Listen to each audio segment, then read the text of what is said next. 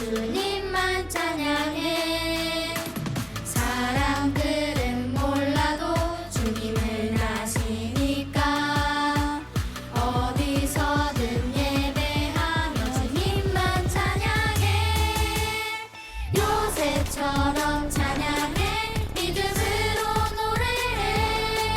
하나님은 나의 힘, 하나님은 나의 노래. 요셉처럼 찬양해. 기다리며 고백해. 하나님은 나의 군, 하나님은 나의 전부. 한 번 다시 고백할게요. 박수로.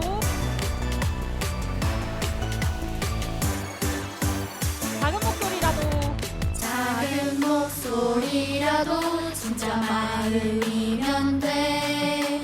이해할 수 없어도 주님만 찬양해. 사람들은 몰라도 주님은 아시니까 어디서든 예배하며 주님만 찬양해. 요셉처럼 찬양해. 믿음으로 노래해. 하나님은 나의 힘, 하나님은 나의 노래. 요셉처럼 찬양해. 기다리며 고백해. 하나님은 나의 군, 하나님은 나의 전부. 요셉처럼 찬양해. 믿음으로 노래해. 하나님은 나의 힘, 하나님은 나의 노래. 요셉처럼 찬양해. 기다리며 고백해. 하나님은 나의 군, 하나님은 나의 전부.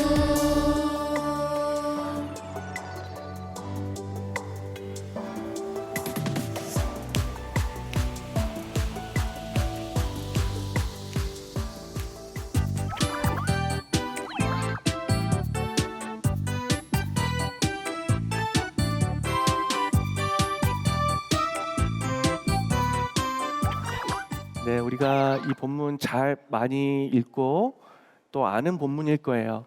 우리 한번 목사님을 따라서 말씀 제목을 읽겠습니다. 시작.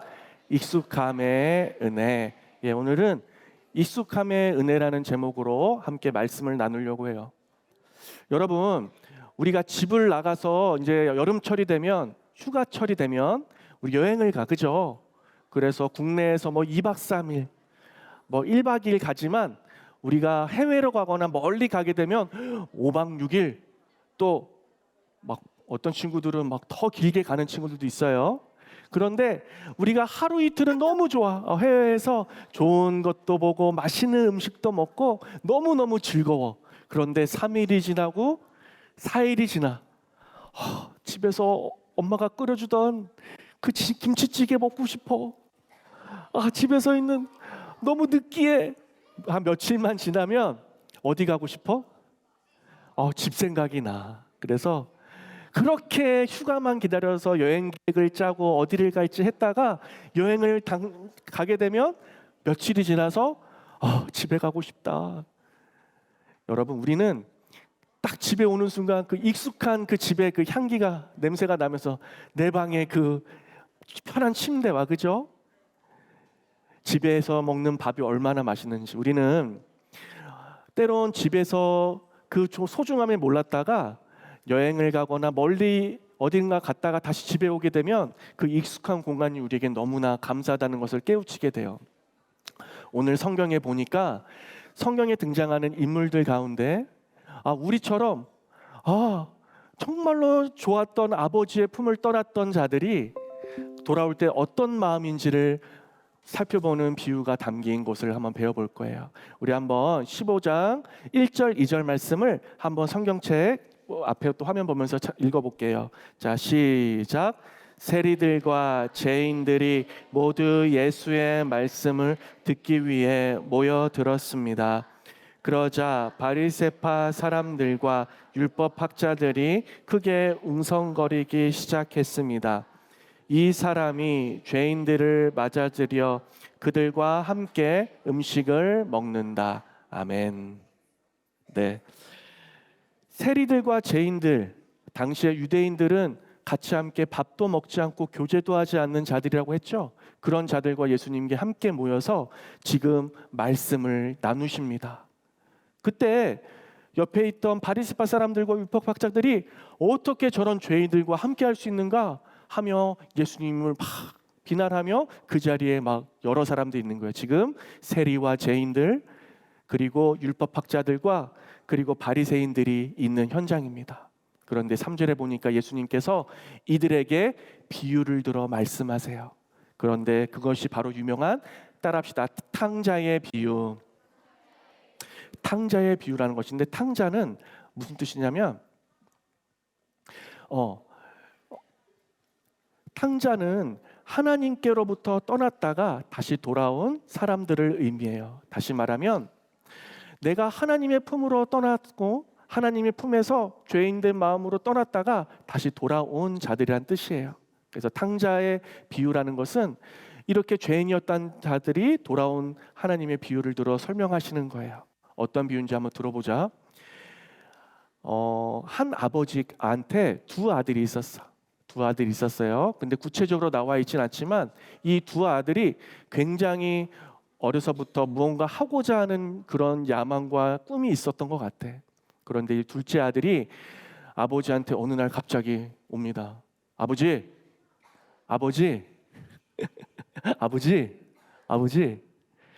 제가요, 진짜 지금 제가 할 수 있는 일이 있거든요. 근데요, 지금 자금이 좀 모자란데 아버지, 제가 아버지 돌아가시면 유산 좀 지금 주세요. 와, 아버지 어차피 돌아가시면 그 유산 다 저희 형님하고 저한테 나눠줄 거잖아요. 그러니까 좀 미리 주세요. 야, 지금 놀라운 이야기인데 당시 유대사에서는 돌아가시기 전에도 유산을 요구하는 것은 굉장히 예의에 어긋나지 않는 발언이에요. 그런데 이 아버지가 어떤 마음인지 둘째 아들에게 자신의 유산을 나눠줍니다. 그런데 이 첫째 아들에게도 동일하게 나눠줘요. 아버지가 둘째 아들에게 유산을 나눠주니까 오예! 이 돈 가지고 내가 진짜 하고 싶었던 사업이 있어. 내가 해서 멋들어지게 한번 인생을 살아야지. 내가 맨날 아버지 밑에서 힘들게 내가 하고 싶은 것도 하지 못했는데 이제는 아주 멀리 가서 원어에 보니까 아주 멀은 타국에 갔다고 그래. 그러니까 이 유대인 사회가 아닌 하나님에 계시지 않는 어느 이방 나라를 뜻하는 거예요. 내가 저 나라에 가서 성공해야지. 꿈과 야망을 가지고 막 갔습니다. 그런데 그곳에서 하는 일마다 안 되는 거야. 하는 사업마다 안 되는 거야. 어찌나 안 되는지 수시간이 지나지 않아서 아버지한테 받았던 유산도 바닥이 나버리고 탕진하게 되었어. 이게 웬일이야? 내 돈이 이제 하나도 없네. 어떡하지? 배는 고픈데. 그런데 그곳에 세상에 그런 가뭄이 없는 아주 심한 가뭄이 일어났어. 먹을 것이 하나도 없고 뭘 하나 사려고 해도 너무나 비싼 돈을 받으니까 사 먹을 수도 없어. 어떡하지? 배는 너무 고픈데. 그래서 그러면 그 돼지 치는 사람들 있잖아. 거기 가가지고 그 좀 돼지 치는 사람들이 가가지고 돼지가 먹는 쥐엄나무 열매라도 좀 먹어야겠다. 얼마나 배가 고프고 며칠 동안 굶었으면 그렇게 하는 거야. 여러분, 돼지는 유대인들이 상종하지 않은 고기, 그러니까 이방인들이 있었던 곳이에요. 이방인들도 그 돼지고기를 우리는 지금 좋아하지. 삼겹살 너무 맛있지. 당시에는 부정해서 먹지 않았어요. 근데 그 돼지를 아주 하인들한테 치게 했죠. 근데 그 돼지가 먹는 쥐엄열매라도 가서 먹으려고 하는데 그것조차 얻지 못하는 매우 심각한 가뭄이 있는 현실. 그러니까 이 둘째 아들이 너무 배가 고프고 죽을 지경이 되니까 갑자기 그때 생각나서 내 아버지 집에는 양식이 많았는데 그때 그 아버지 어머니가 주던 그 된장찌개, 김치찌개 맛있는 거 매일마다 또 야식도 해주시고 간식도 주시고 많이는 과일도 있고 아버지 그런데 나를 받아주실까? 갑자기 자신이 했던 잘못이 생각나는 거야. 여러분 같이 함께 읽어보겠습니다. 시작.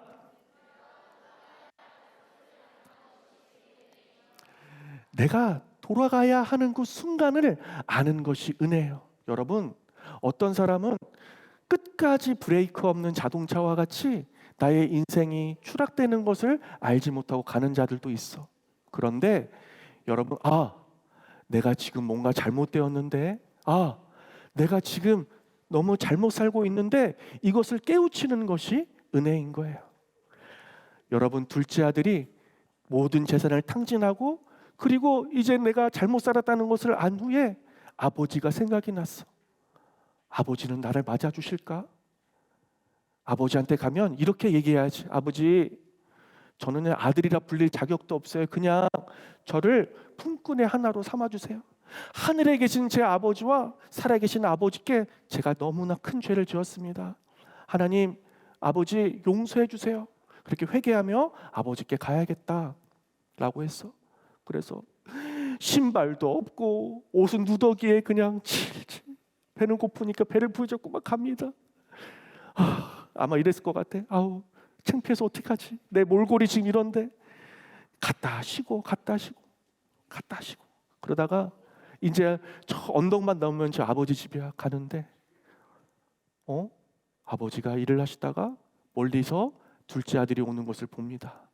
행색이 초라하지만 부모는 자식을 알아보죠. 멀리서 봤는데도 내 아들이야. 아버지가 막 뛰어옵니다. 뛰어와요. 당시 유대사에는 나이 드신 분들은 뛰지 않는다고 그래서 삭개오 때 얘기했죠. 지위가 있는 자들은 잘 뛰지 않아.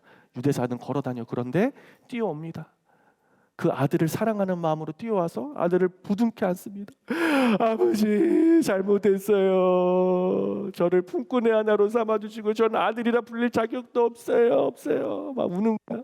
근데 아버지가 끌고 이놈의 새끼, 너 이런 잘못했지 엉덩이 때리면서 하지 않고 아버지께서 콱 끌어안아 주시면서 마냥 문 앞에서 기다렸다가 방금 맞이한 것처럼 아버지가 아들을 꽉 안으면서 이 누더기 옷이 뭐냐, 빨리 옷을 가지고 와라. 그래서 새 옷을 입혀주고 신발은 뭐니, 신발을 신겨주고 그리고 아버지가 꼈던 인장 반지를 껴주면서 내가 잃어버린 아들을 찾았다 하면서 동네방네 소리를 치며 여봐라, 하인들에게 얘기해서 살찐 송아지 빨리 잡아다가 우리 아들 먹이자. 이 몰골이 뭐니 하면서 그렇게 맞아주시는 거야.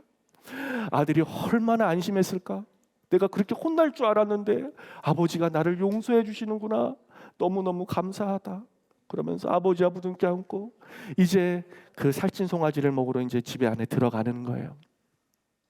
그런데 여러분, 우리가요 때로는 그 익숙한 공간과 아버지의 사랑을 때로는 잊어버릴 때가 있어. 너무 당연하게 여길 때가 있어. 우리가 코로나를 지나면서 이렇게 예배드리는 것이 얼마나 소중했는지 그 당시에 알게 됐죠. 전 목사님이 집에 가면 어릴 때 매일마다 키가 크니까 배가 고픈 거야. 그래서 냉장고 문을 수시로 열어. 가서 지방에서 너희들도 그러니? 집에 가면 뭐 먹지? 아이스크림 뭐 있지 그거. 맞아, 그거 있지. 하면 냉장고를 엄청 열었던 것 같아. 그런데 어느 날 목사님이 좋아했던 그 과자가 없어진 거야.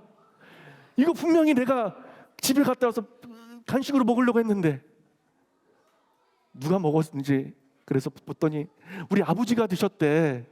아버지, 그거 먹으면 어떡해? 제가 먹으려고 했는데 나 밥 안 먹어 이러면서 들어갔던 기억이 나. 초등학교 때였어. 철이 없었죠. 그러니까 여러분, 그렇게 우리가 매일마다 주시는 당연함, 또 이런 경우도 있어. 목사님이 어릴 때 중학교 때는 도시락을 싸갔거든. 그러면 그 도시락 매일마다 엄마가 새벽에 싸주시는 거야, 그지? 그런데 어머니가 그때 서울에 오신 지 얼마 안 돼서 매일마다 일을 하시니까 바쁘시니까 때로는 맛있는 반찬 못 사줄 때도 있어. 근데 도시락 이제 딱 열면 어때? 막 김치랑 그런 거만 있는 거야. 집에서 먹던 그런 거 스팸 그 부친 게 있어야 되는데 동그랑땡이 있어야 되는데 그게 없는 거야. 그래서 집에 가서 도시락을 탁 하면서 엄마 반찬이 이게 뭐냐, 내가 얼마나 창피당한 줄 아냐, 그랬던 기억이 나. 근데 어느 날 엄마가 좀 몸이 안 좋으셔서 지훈아 가서 좀 뭐 좀 사 먹어라 하면서 돈을 주셨어. 편의점인가 어디 앞에 갔다고 뭘 사 먹었던 기억이 나. 그런데 여러분 그때 알았어. 중학교 때.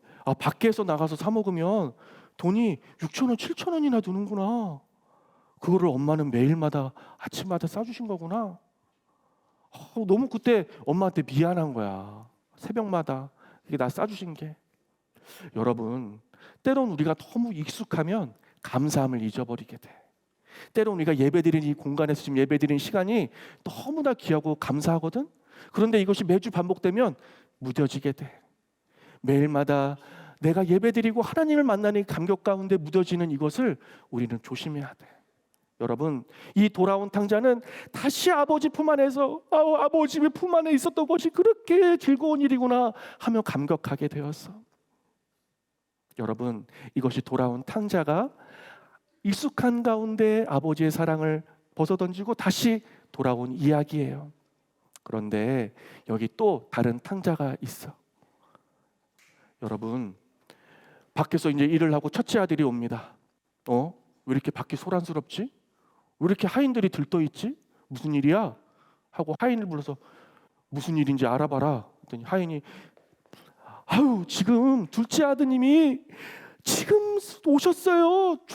죽었는 줄 알고 아무 소식도 없었다가 지금 오셨다니까요. 빨리 들어가서 보세요.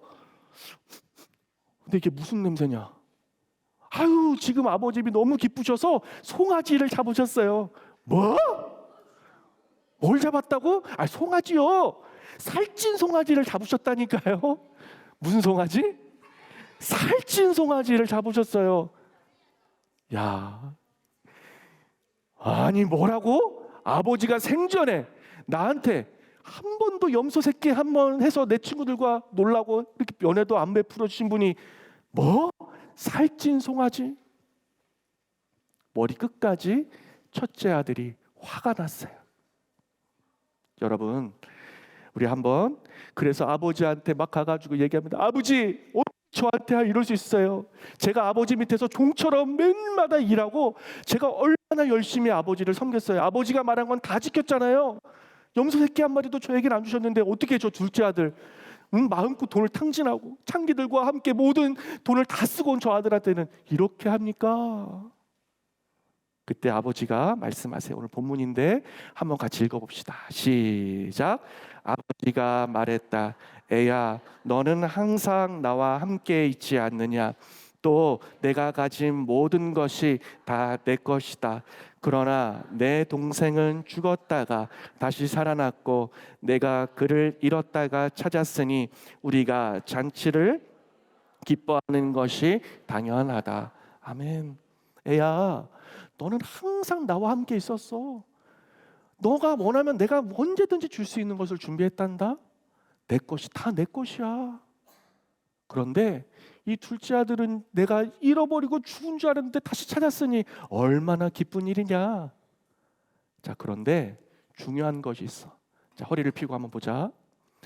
첫째 아들이 화난 가장 큰 이유는 무엇이에요? 맞아. 첫째 아들이 지금 화가 머리끝까지 난 이유는 뭐예요? 그냥 송아지도 아니야. 살찐 송아지를 잡아서 보기도 좋고 맛도 좋은 한우 특 A 트리플 그거를 잡았어.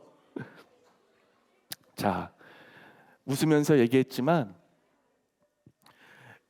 이 첫째 아들에게는 아버지와의 그 사랑과 아버지의 은혜와 아버지에게 있던 것들은 중요하지 않아. 지금 현재 내 손에 무엇이 있는지, 지금 내가 무엇이 내 손아귀에 있는지가 중요한 거야.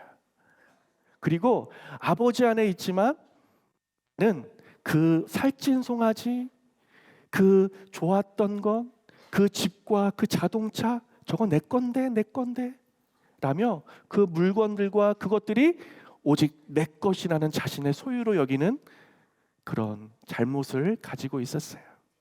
여러분, 우리는 때론 돌아온 탕자는 아닐 수도 있어. 그런데 이렇게 집에 있는 탕자처럼 아버지와 함께 있으면서 하나님과 함께 신앙생활을 하면서도 내 손 안에 무언가 지워지지 않고 내 안에 무언가 축복이 없을 때 다른 사람이 갖는 그 작은 것 하나에도 그것을 비교하며 자신의 것을, 나에게 없는 것을 보며 분노하며 화내는 경우를 보게 돼요. 여러분, 하나님께서 우리에게 모든 것을 주셨습니다. 할렐루야. 우리 크게 한번 아멘하자. 할렐루야. 그 모든 것 안에는 우리 예수 그리스도, 예수님께서 우리를 위해 생명을 아낌없이 주셨어. 왜요? 우리를 위해 영생의 길을 열어주시고 우리를 천국 백성 삼아주신 거야. 그런데 우리는 우리 안에 있는 예수님만으로 만족하지 못하고 때론 내 안에 무언가 있는 축복, 내가 이것은 벌어야 하는 돈, 내가 이것은 가져야만 하는 지위, 내가 이것만은 가져야 하는 인기, 내가 이것만은 가져야 하는 재미, 그리고 나에게 있는 그 즐거움, 이것은 있어야 하는데 라고 붙잡고 있는 것이 있어. 여러분, 때론 익숙한 것을 벗어나서 그것들을 탐구하고 싶고 그것을 향해 가고 싶어 해. 그런데 우리 그리스도인은 언제나 따라합시다. 익숙함의 은혜에 있어야 합니다. 여러분, 매일마다 주시는 하나님의 그 만나와 같은 은혜, 그것을 놓치지 않는 여러분이 되기를 주님의 이름으로 축복합니다. 매일마다 주시는 하나님의 말씀의 은혜와 기도할 때 주시는 하나님의 그 사랑하심과 예배 때마다 주시는 하나님의 말씀의 은혜와 그 축복이 여러분에게 넘치기를 경험하기를 주님의 이름으로 축복합니다. 여러분, 익숙하다고 그것이 재미없는 것이 아니에요. 재미와 익숙함은 같이 할 수 없어. 매일마다 먹는 밥이 소중하든, 매일마다 엄마가 차려주는 도시락이 소중하든, 매일마다 주시는 하나님의 그 말씀의 꿀송이 보도단 말씀과 그 기도가 우리를 하나님의 품으로 더욱더 가까이 인도한 줄로 믿습니다. 아멘. 이 시간 렘브란트 사진이에요. 렘브란트는 17세기, 18세기 바로크 시대에서 굉장히 유명한 화가. 이분은 너무 천재 화가야. 그 7년 8년 걸리는 것을 몇 년 만에 그 마스터까지 할 정도로 굉장히 재능 있고 촉망한 화가인데, 너무나 젊은 시절에 돈을 많이 벌고 너무 가니까 이분이 젊은 시절 방탕하고 여러 가지 생활을 하게 돼. 그러다가 결혼을 했는데 자녀가 3명의 자녀가 하나님 품으로 떠나게 돼. 그리고 아내도 죽게 되고, 그리고 자신은 여러 가지 자신의 고집스러운 그런 화풍 때문에, 그림 그리는 그런 여러 스타일 때문에 사람들이 외면하게 되고, 나중에는 쓸쓸하게 그렇게 건강도 좋지 않아서 혼자 있게 돼요. 그런데 그가 노년에 그린 그림이 바로 탕자의 아들, 돌아온 탕자라는 그림입니다. 이 돌아온 탕자, 지금 보면 누가 탕자 같아요? 빡빡 대머리라고 합시다. 대머리, 지금 머리가 어떻게 다 뜯겼어, 그죠? 그리고 초라한 행세. 진짜로 하나님의 품을 떠나면 어떻게 되는지, 신발도 없이 맨발로. 그런데 아버지의 하나의 오른손은, 한 손은 굉장히 도톰해요. 아버지의 공의와 사랑의 손으로, 한 손은 근데 여성스러워, 엄마의 손이야. 그러니까 엄마의 그 따뜻한 품으로 맞아주시는, 그것을 표현했다고 해요. 그리고 저 옆에 있는 형이야, 형이 옆에서 보면서 째려봅니다. 왜 살아 돌아왔어? 다 내 거여야만 하는데. 아버지와 함께 있으면서도 집안에 있는 탕자와 같이 그 사랑을 온전히 동생에게도 나눠줄 수 없는. 여러분, 이 그림 속에서 이야기합니다. 하나님은 언제나 우리를 안아주시고, 언제든지 우리가 죄인일지라도 돌아오면 하나님이 안아주신다. 우리 같이 한번 읽어봅시다. 시작. 돌아오기만 해라. 돌아오기만 해라. 내가 너를 어떻게 한다? 안아주리라. 우리 하나님이 말씀하십니다. 여러분 옆에 있는 친구에게 돌아오기만 해라. 하나님이 안아주신다. 아멘.